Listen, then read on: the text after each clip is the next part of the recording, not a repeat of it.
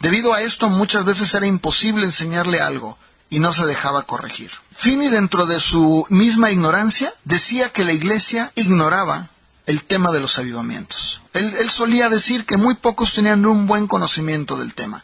Pero lo que Finney ignoraba es de que desde el año de 1790 había habido grandes avivamientos en Norteamérica e Inglaterra. Probablemente el mayor avivamiento en la historia, al que se le llamó el Gran Despertar, tuvo lugar bajo Whitefield, Edwards y Wesley en los años 1740. Finney, ignorando estos recientes sucesos, suponía que él era el primero en comprender en verdad lo que era un avivamiento. Finney confiaba en su propio iluminado razonamiento, aunque no contaba con una instrucción teológica. Esta postura lo excluyó de la histórica confesión cristiana en muchos de los importantes aspectos doctrinales. Ahora, pero la historia no termina aquí. En el año de 1837 nace Moody en Northfield, Massachusetts. En el año de 1854, a la edad de 17 años, Moody deja el hogar para ir a Boston, en donde consigue un trabajo como vendedor de zapatos. Moody era un joven extrovertido, confiado, trabajador y optimista. Por medio de la influencia de un maestro de la escuela dominical de la Iglesia Congregacional de Boston, puso su fe en Cristo. Y para el año de 1856, Moody se traslada a la ciudad de Chicago en busca de buena fama y fortuna. Tenía 19 años de edad. Decidido a convertirse rico, alcanzó de inmediato el buen éxito. A los 23 años de edad acumuló $8,000. Estaba ganando un equivalente a $500,000 por año. Mientras estuvo en Chicago, colaboró en la escuela dominical y se hizo miembro de la Asociación Cristiana de Jóvenes, una organización que lo había influenciado en Boston. Ya para el año de 1860, Moody deja sus ambiciones de negocios y se convierte en evangelista de niños en la Asociación Cristiana de Jóvenes. Aunque era extremadamente energético, necesitaba adiestramiento en habilidades ministeriales. Moody comenzó una escuela dominical para niños pobres de los barrios del norte de Chicago. Se dice que él realizaba su tarea con celo y determinación y casi con una alarmante devoción al deber. Su obra rápidamente creció a 800 asistentes por semana. Moody formó una iglesia para satisfacer las necesidades espirituales de ellos y de sus padres. Este fue su principal ministerio en el año de 1860. En el año de 1862 se casa con Emma Rebel, de 19 años de edad. En el año de 1873, Moody comienza una gran gira evangelística por la Gran Bretaña. Cuando Moody regresa a casa después de esa gran gira que duró de 1873 a 1875, se convirtieron en virtualmente héroes nacionales. Empezaron a llegar invitaciones para ir a hacer cruzadas en Brooklyn, Filadelfia, Nueva York y otros principales centros de poblados de Norteamérica. Por el resto de su vida, Moody viajó extensamente. Se estima que hasta 1,000,000 de millas. Predicó sermones de avivamientos a multitudes. Una cuidadosa preparación, la cooperación de las iglesias locales y una avanzada en publicidad caracterizaban el ministerio de Moody. Él fue el que formó el modelo de evangelismo masivo, del cual, en el siglo XX, el evangelista Billy Graham y otros lo comenzarían a usar. Moody realizaba sus cruzadas con eficiente destreza organizativa propia de ese hombre de negocios que él era. Cuando lo invitaban a una ciudad, requería unidad entre los líderes protestantes, un apoyo financiero ya establecido, visitación casa por casa en la ciudad y a veces exigía la implementación de un edificio adecuado antes de que aceptara la invitación. ¿Le suena esto familiar? Bueno, esta es exactamente la práctica que el día de hoy se lleva a cabo en la gran mayoría de los evangelistas, porque de aquí adquirieron la escuela, como le decíamos hace un momento. Su equipo de colaboradores organizaba todo con anticipación, nada se dejaba al aire. En sus últimos años no se percibía mucho la espontaneidad del Espíritu Santo. Finalmente, cuando la mayoría de los evangelistas del siglo XIX pertenecían a una denominación, Moody nunca estuvo ligado a ninguna. Nunca estuvo en contra de ello, por el contrario, se valió de su estado neutral para tender puentes entre él y las organizaciones cristianas separadas. Su ministerio promocionaba el ecumenismo entre aquellos a quienes servía. ¿Les suena parecido esto? ¿Les suena similar esto de, en el nombre de la unidad, hagamos a un lado nuestras diferencias teológicas y unámonos? Bueno, sin embargo hay que decirlo, el ministerio de Moody introdujo un nuevo sentimentalismo en la obra evangélica. Él, muy a menudo, predicaba en busca de una respuesta emocional. Su mensaje era sencillo, sincero y directo. Su prédica se caracterizaba por realismo. Era una simple exhortación matizada con anécdotas personales.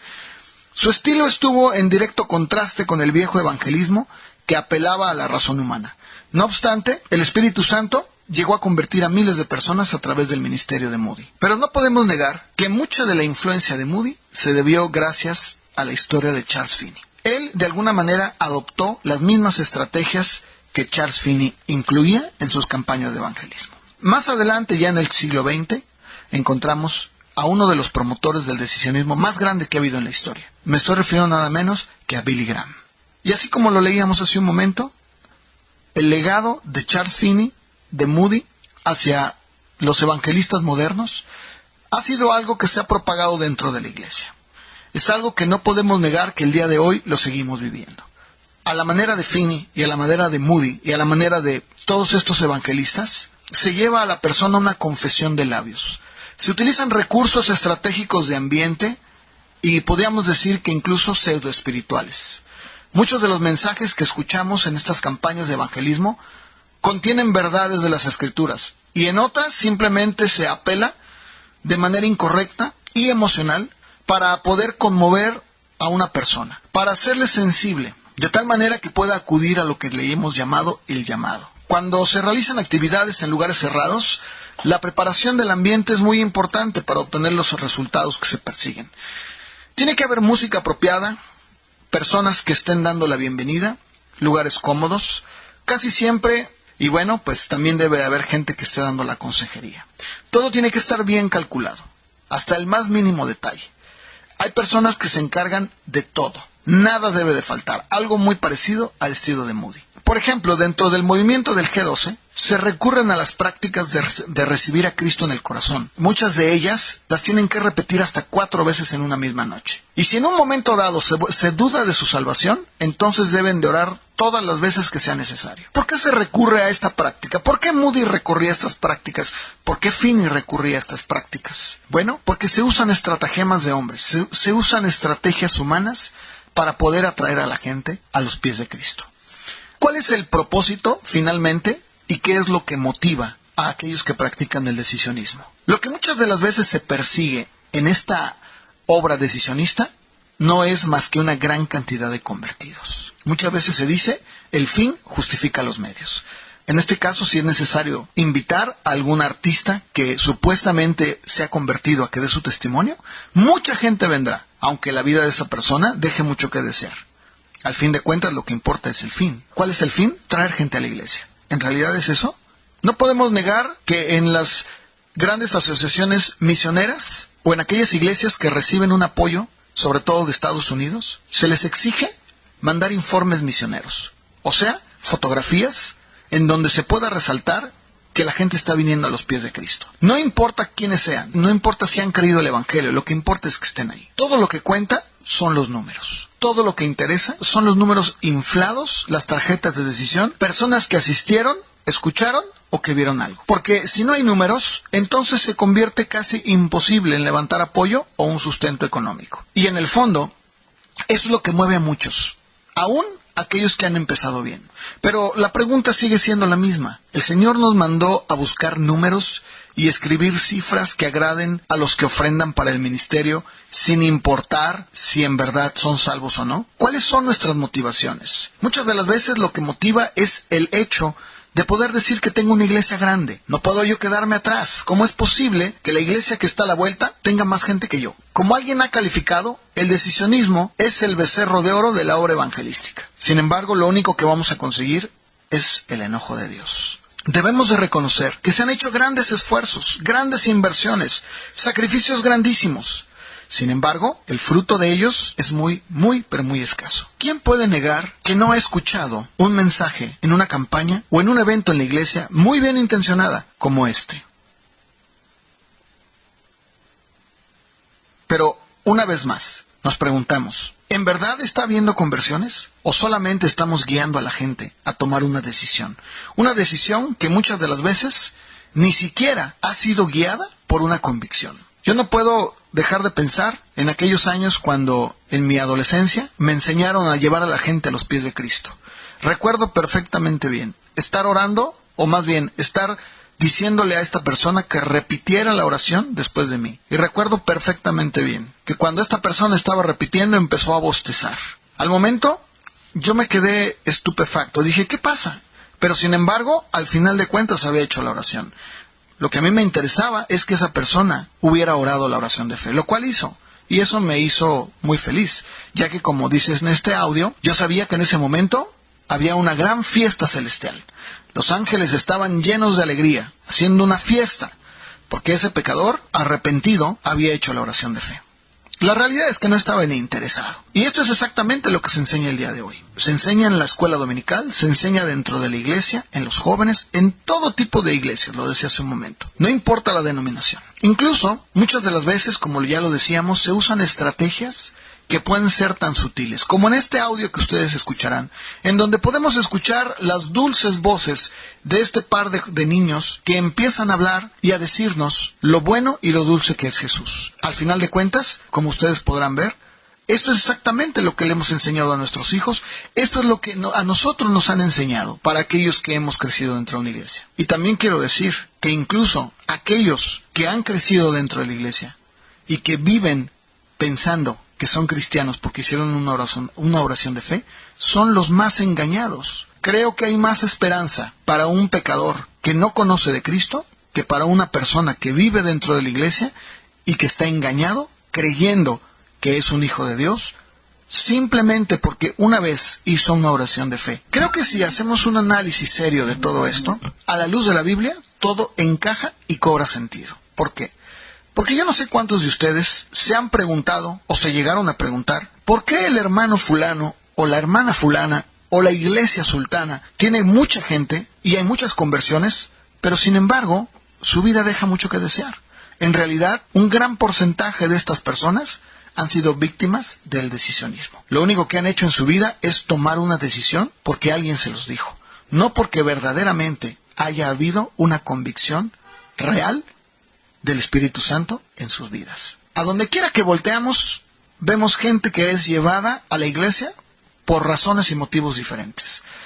Algo así como aquel cantante tan famoso que ahora es pastor en los Estados Unidos lo dijo en una de sus predicaciones. El evangelismo es como ir de pesca. Cada pez debe tener su propia carnada. Tú tienes que ir con la gente con una carnada diferente. Exactamente, ese es el decisionismo.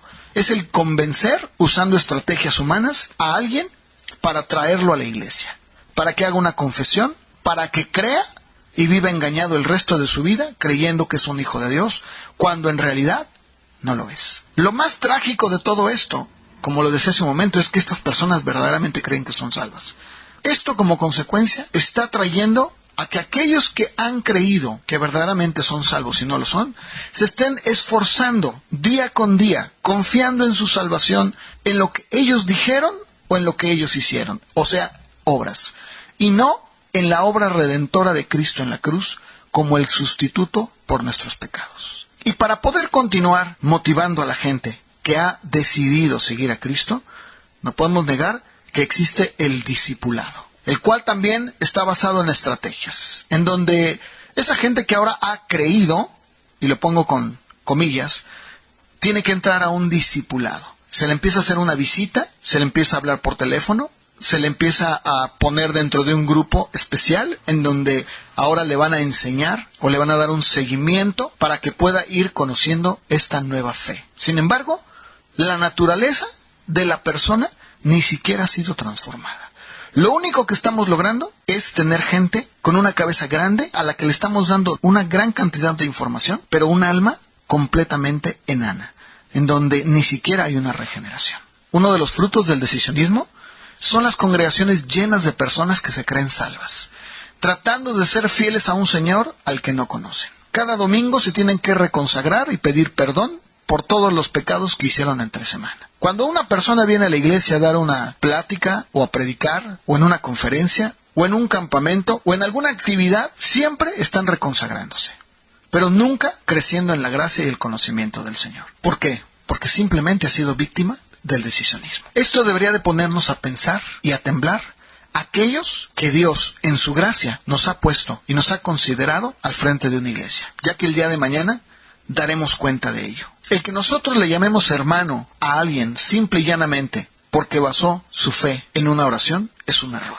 Quiero leer un poquito sobre esta hoja que habla del decisionismo y dice así: podemos hacernos la pregunta todos los que hemos practicado y los que practican este tipo de evangelismo: ¿en dónde están la mayoría de las personas que tomaron una decisión para salvación en nuestras actividades evangelísticas? La respuesta es obvia. ¿Por qué insistir en una práctica que ha generado una multitud de falsos creyentes? ¿Acaso no tememos al Dios que predicamos? ¿Tanto nos cuesta arrepentirnos y reconocer nuestra culpa? ¿Somos tan orgullosos? ¿Vale más nuestra reputación ante los hombres que la gloria de Dios? Efectivamente, el decisionismo es una obra infructuosa y estéril, que lo único que ha resultado es en el engaño de miles de personas. Y no es cualquier engaño.